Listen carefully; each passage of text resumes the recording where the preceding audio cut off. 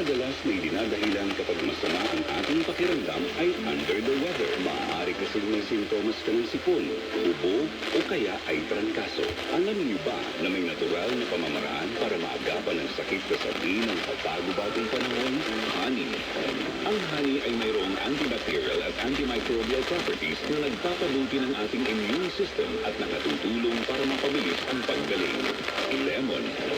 Ang lemon ay nagtatanggay din ng antibacterial, antiviral, antifungal at anti-inflammatory na kayang labanan ang virus. Ginger.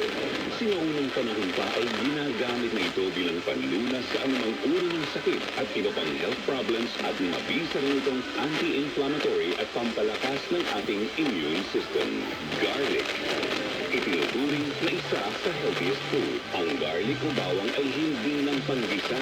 Panlaban din ito sa sari-saring sakit dahil sa taglay nitong natural antiviral, antiseptic at antibacterial properties na mayroon ding immune-boosting compound. Chicken soup.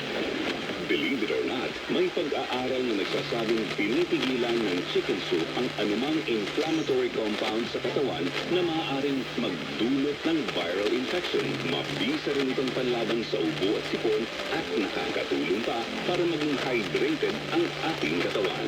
Kaya huwag kayo magtaka kung bakit may librong chicken soup for the soul. Isang public service message hatid ng inyong Abante Radyo.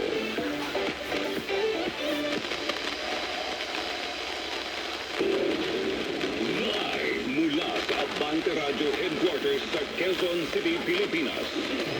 Sumasa inyo ngayon ang bagong balitaan ng bayan. Maririnig sa Luzon, Visayas at Mindanao.